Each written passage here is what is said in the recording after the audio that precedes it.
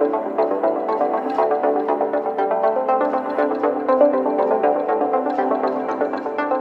everyone. My name is Ashley Caswell, and I am the Sales and Marketing Director here at Rolle IT.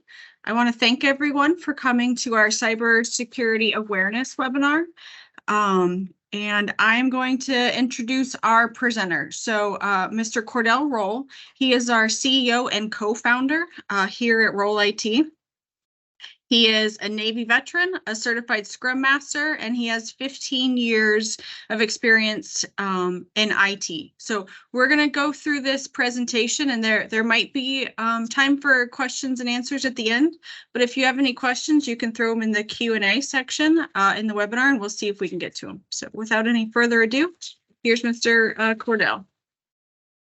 Thank you so much, Ashley, and thank you everyone for attending today. I want to start off by saying that I know we have 30 minutes to go today, and we have a lot of information to pack in there. So if I'm going too fast for you, just kind of raise that hand in the team's message box there, write a message, and we'll be sure to get those questions answered for you. I will say that this is normally about an hour, hour and a half training that we've condensed down.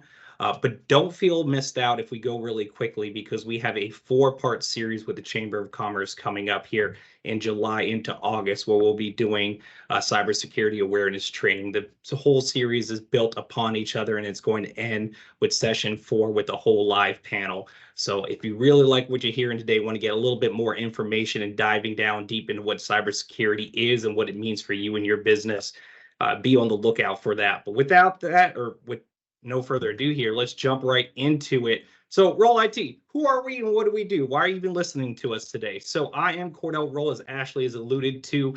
I am supported by Marla Rolle, Ashley, and Greg Quinones. That is our senior leadership team. Marla and I started this company about 5 years ago, and we did it really because we wanted to do things a little differently in business. We really wanted to make an impact, and that's what our business is about. It's about making an impact in our lives, the people that work for us, and especially this community. So if you have heard of us, you might know a little bit about what we do. So a lot of software development, some security and DevOps, but what I really like to boast about is our work in the community, all the nonprofits that we service, and me being the chair of the Chamber of Commerce. We're completely committed to being able to make a difference here in Brevard County, going beyond just the day-to-day, let's get taking care of some IT tickets. So it means a little bit more to us. That's why we do it here. And you'll see that from the staff that we have, to the people that are out there, to the nonprofits that we support. So that's kind of where we started, who we are a little bit, and some of the work that we're going to do.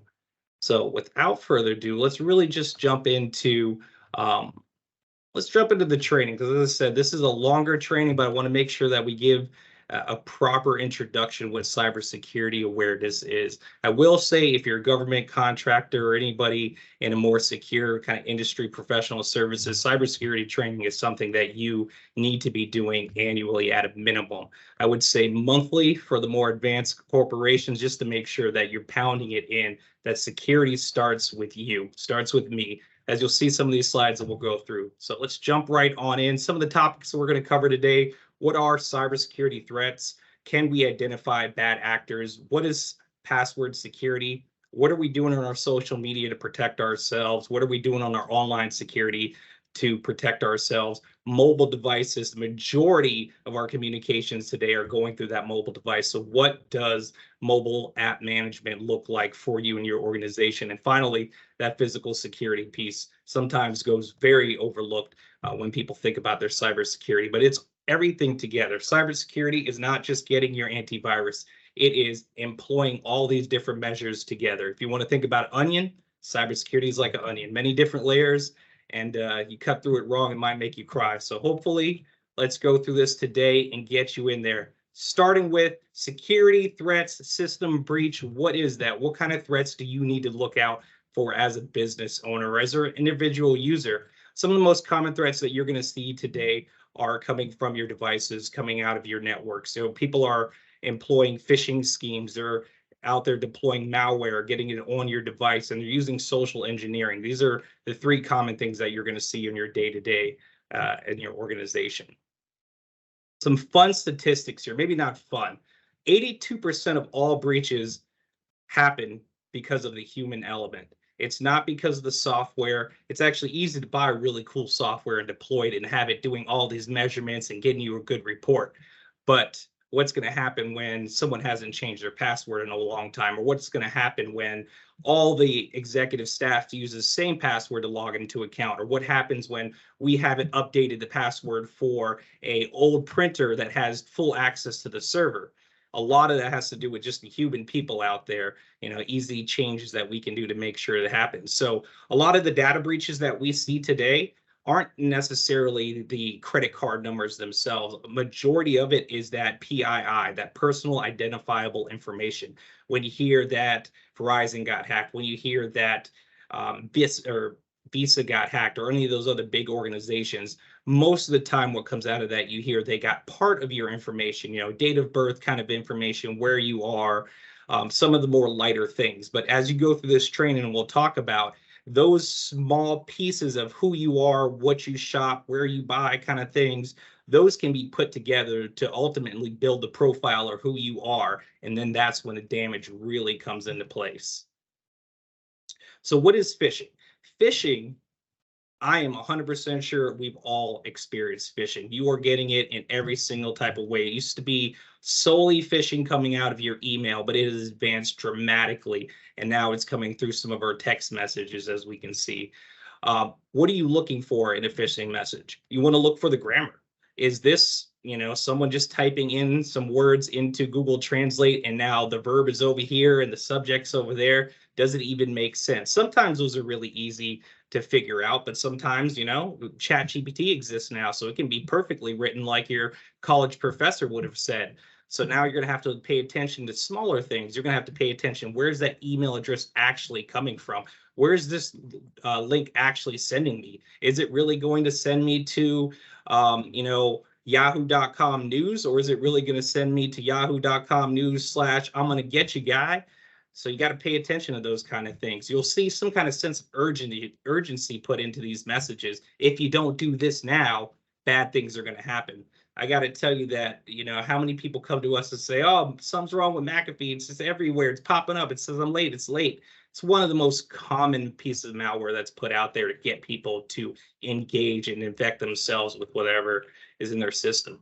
So we've got an example here for you of what an email could look like. It's notice that it's getting some kind of urgency here. You have to take an action. We need you to do this. There's a beautiful button that's input here for you to press on. What is that button really going to send you? If you don't know, you can right click on a link. It'll give you the address. If you want, you can copy that address. Really do some investigation before you're just clicking onto something.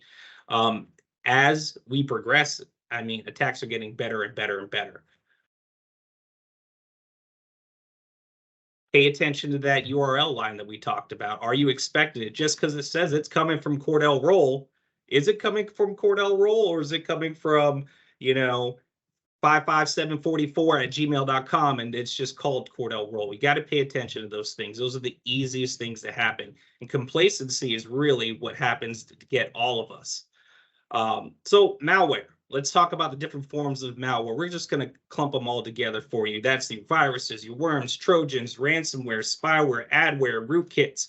You as an individual, what are you most susceptible to, right? The adware is going to get you a lot of the time. Spyware can get you.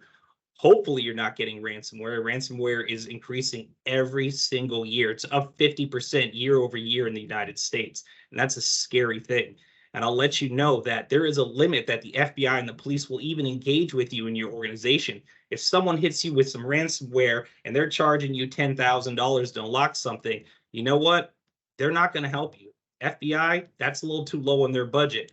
So it's a lot easier for Eves or bad actors to go out there and attack you with some kind of low dollar amount that's not going to be really triggered by the police. Another quick note on that the U.S. is looking into policy to now make it illegal to even pay any type of ransomware. So we're going to have a lot of things happening really fastly in the future with more advanced attacks and policy, what's driving, what can we even actually do? Is our business going to be completely at threat? We've got to pay attention to it. Where does it come from? Emails, of course. going to strange websites. What's happening in your organization? Do you know what sites your folks are going to? Is everyone supposed to be logged into, Microsoft Project all day, but everyone's in these shopping sites? Are you preventing that kind of blocking? Are you, have something on your browser? These are things that your users are using every day. This is not necessarily what the organization needs to employ, but this is paying attention to what users are doing. So that social engineering, we talked a little bit about that. What is social engineering? What happens? Social engineering is when someone pushes you to get more information out than you really expect to. They might just be friendly to you, say, hey, how you doing? How's it going? Where's your kids go to school? That's really great. Wow, I went to that high school. And those couple of questions I just asked you, if you've ever tried to put in a password and did the remember me, those are like the 3 questions you got. Who's your pet? What high school did you go to? Where's your first date? All right, those are easy things to find out from everybody if you go on their social media. These are things you have to be aware of. How you used to store your passwords of the day or how you even thought about it, you need to get a little more advanced in that, because these folks are out there and they're using technology smarter than all of us to figure out more and more things about you. The commercials, all tailored towards you, and bad actors are now using a lot of that information. Here is a great example of Ashley getting a message from Cordell about, hey, did you get this? Can you get back to me? I'll let you know that LinkedIn is like the #1 spot for figuring out stuff for you and your business. I would say all of my senior leadership have gotten some kind of email or text from this, trying to get the CEO to get them information. Can we get this email changed? Can we get this account updated? It happens to everybody, right? A smart organization, all your people being trained up, that's the best prevention. Let's talk about identifying. We talked about checking those emails. We talked about hovering over. Do we have those legitimate emails, URLs? Let's talk a little bit about the antivirus and software. You need to make sure that you're deploying the right pieces of technology to help you out.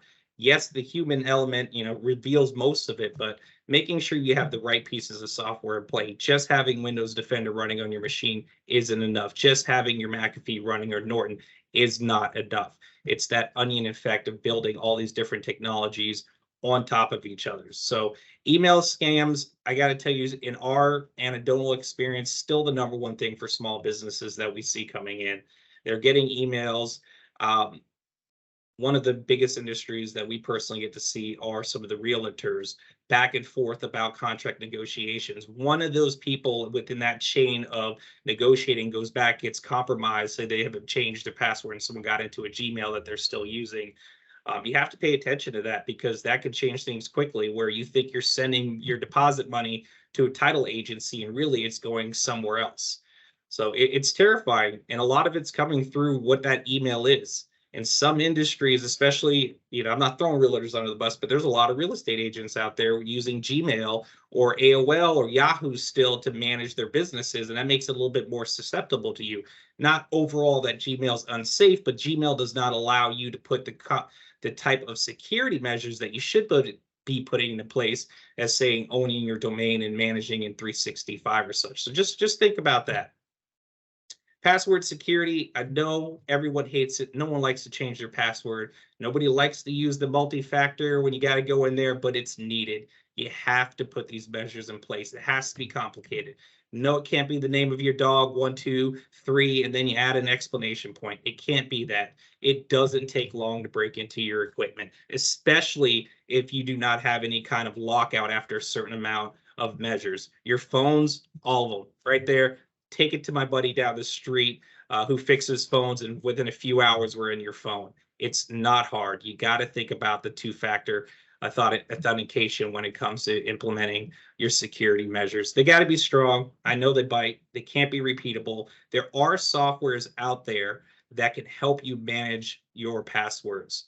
Now, being the security guy in me, I'm going to say, don't just pick one piece of software to put every password that you ever have in there, because if that particular company or software gets compromised, then everything's out there. So, how you might structure your business or your bank accounts of 250,000 here, 250,000 there, something, diversify so that your security is protected, is what I'm trying to say when it comes to that. Common password mistakes. Password somehow is still one of the #1 used passwords out there. It is baffling. 1234, baffling. Anytime you get equipment, you buy it, it comes with a default password from the manufacturer. Make sure you're changing that. I can't tell you how many times that's been the issue with someone because they didn't update the default password. They didn't change the URL address. They didn't make basic changes that you need to make to your system to protect yourself a little bit more. Social media, kind of alluded to this a little bit earlier. It's inescapable. I have kids. I'm sure, you might have kids out there in the world or be victims of some of this, but it is insane how easy it is to impersonate somebody else in social media. You can spend 15, 20 minutes just looking at someone's profile, recreate the whole thing, send out a message to everyone, say, hey, my account's been hacked. This is my new one. Please get it. Don't talk to that other person again. And now where does that leave you? You were the original one, and now everyone thinks that this other account is taken over you. Social media is part of your cybersecurity. It really is. There's many larger organizations now that are monitoring anything that happens on social media. It's for their protection. They need to know what is happening. All right. Some of that Ukraine information that went back and forth and released a bunch of US classified information that came on a gaming site, on a social media gaming site that went out. So you got to think about that kind of stuff. Anything can get put out there. What's going on with the information?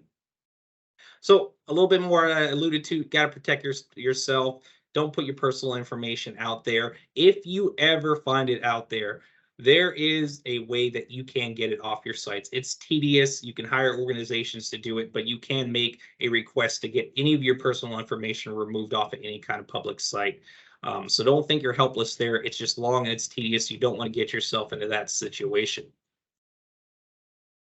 Social media, I kind of alluded to this again. Think about the pictures, everything you're posting. If you're putting your whole world out there, somebody might be able to learn you better than you know yourself.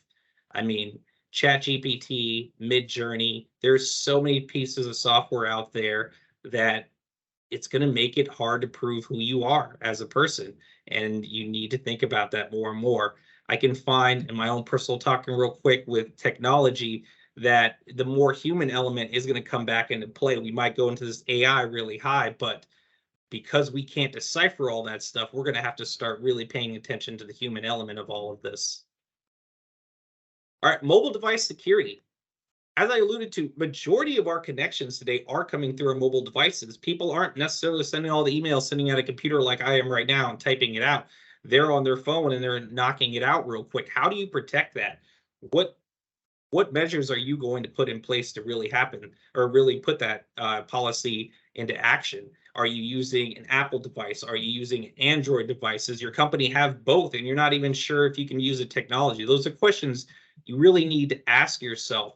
And on a higher level, or another level rather, it's you as an IT professional are thinking about your data. You need to protect that data at the application level, right? So that's another layer besides just having the phone. If you're setting policies within Office Exchange that are making sure that the data is protected, then even if they're opening it on an app, you have another level of security in there. You need to make sure that that is there. Now, yes, you can have antivirus put onto your phone. You can have tracking software. If you are using Microsoft 365, you can use Intune and be able to wipe and swipe your device. So if it is stolen, remember I told you it's only going to take a few hours for us to run that piece of code to get into your phone. You can wipe everything out of your device that's been there. Now, I know Apple offers that, Android offers some of that. That's generally for the whole phone. But you got to realize each one of these certain applications have their own kind of security package for it. So if you can control what is your organizational personal data at the application level, you're going to be much more protected when it comes to mobile devices. So think about it, secure your mobile devices, make sure that if you as an organization own that device, that you are managing all the security on that. Don't just assume that whoever has a phone in your company has everything that they need to. Your approach should be that everyone who has a phone isn't meeting security, so you need to protect the data that you need to. Some of the common risks with your phones, as I said, was phishing, scams, getting onto any kind of Wi-Fi network. I never get a Wi-Fi networks. I don't. If I do, then I'm typing or I'm getting connected onto my VPN. Um, something you might want to look into. Everything I'm describing when I talk about these extra pieces of software that go in place, yes, they cost money, but they're all a lot cheaper than the issues you're going to go through when your business is hacked or you can't get into your system. I mean, one day of 10 people not being able to work is very expensive. A week of 10 people not being able to work is catastrophic for most businesses. So it's kind of that risk in weighing out what's happening for you. Skip a little through that. Physical security. We'll touch on this. Wow, I made it through. I see the time, so we will have some time for some questions. Kind of ran through it. So physical security. What are you doing? So we're going to talk about this in multiple layers. We talked kind of about your phone, but let's talk about your location. Are you protecting your actual business or even where your computer is sitting? So from the business level, do you have security cameras in there? Are your doors locked? Is there a separation between the common area where your customers come in and your proprietary information in the back? Do you have a dedicated IT closet? Is it locked? Is that IT locked equipment in a cage somewhere? Does it have battery backups? Do you have notifications if anything is touched in there? If we're working with some of our healthcare facilities, I know we have to pay attention to, do they have panic buttons? Is that installed? Is it something you ever thought about even having into your business? So those are some of the more physical security items. For your computer itself, if I step up and I go have a cup of coffee, my computer is going to lock within a couple minutes. That's something you need to think about with yours. Do you hate having to log in all the time? I'm sure you do. I know most people do. We get calls about that. I just want it open. I just want to get in there. Well, if it's easy for you, it's easy for everybody else. You need to take that into consideration. Even some of the biometrics can be spoofed now. If you think about, oh, I just like the face recognition. Well, depending on what you're using, a picture might just work. Picture with blinking eyes might just work. So, and not every piece of biometric out there is really going to work for you. So you got to think about some more of these physical security things. We do a lot of government contracting at Roll IT. So one thing 90% of our staff has, we have our PIV cards, our government PIV cards. We push them into our computers, which gives us that physical layer of security. Besides having a password or two-factor, we have an actual item that we slip into a computer that says, this is who I am, here's my password, here's my encryption, and we're good to go. And I can connect onto some kind of government systems. Now, it sounds fancy because it's the government, but you can do that at your regular business, right? Is your computer that you're handing out there, or do they have the right certificates to even connect back to your business? You don't want things to just be, as I said, easy, opening RDP, and everybody can just get in there. You want it locked both digitally and you want it locked both physically.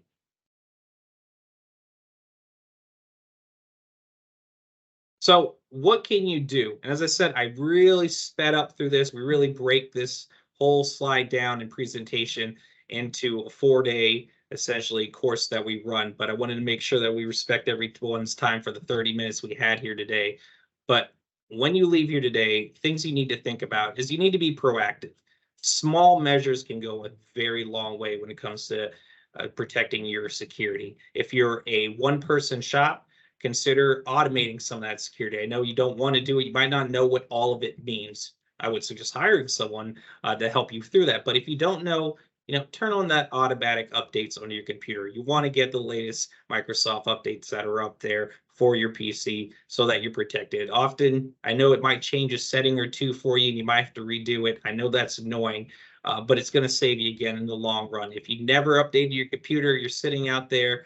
I know people are still on Windows 7. We see it. We see it all the time when people are on some old equipment out there, and it doesn't take a lot of time to actually upgrade what you're doing. Be aware of anyone you're interacting with, whether it's someone you think is a customer or they're just sending you an email. Make sure you're communicating. Make sure you know what they look like when you're doing business. And I know as we get global and growing out there, you just need to be aware of that kind of thing. If you're doing the type of business that involves going somewhere else, make sure the platform is reputable, you're selling through. This goes for even someone who's selling on Etsy. My mother-in-law has a business set through Etsy, and we make sure that she's protected because there's been a lot of kind of scams that have gone back through there. That is your cybersecurity.